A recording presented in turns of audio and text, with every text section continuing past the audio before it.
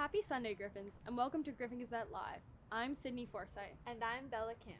Students at LaSalle continue to take classes over the summer to get course credits out of the way, but what effect does this have on students and teachers?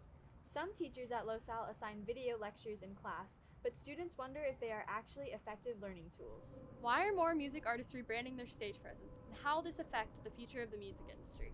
This is news for the students. This is Griffin Gazette Live.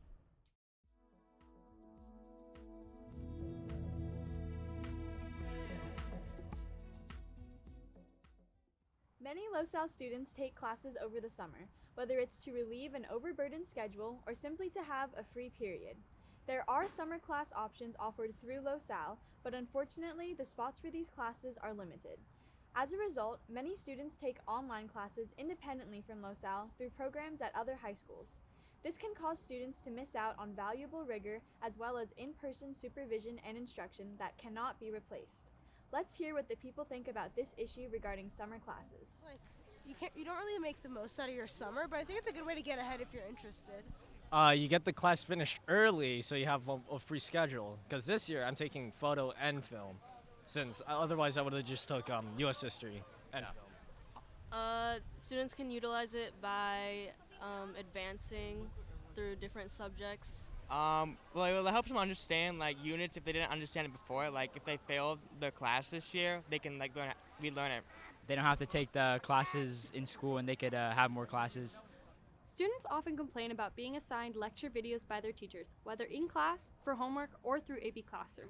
Many Griffins see video lectures as a tedious way to learn material that they feel that should be taught in person during class. However, LaSalle teachers assign lecture videos for a variety of reasons.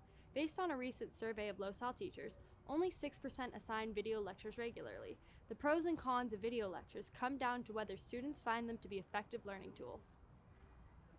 Throughout the years, artists like Miley Cyrus, Demi Lovato, and Lady Gaga have rebranded their music and stage presence to alter their appearance in the public eye.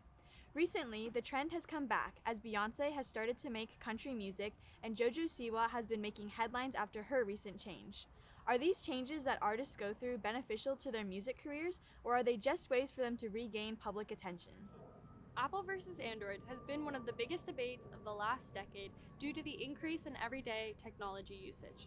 Many people are biased that their phone brand is superior when it comes to this debate, but oftentimes they aren't fully aware of the differences between the brands.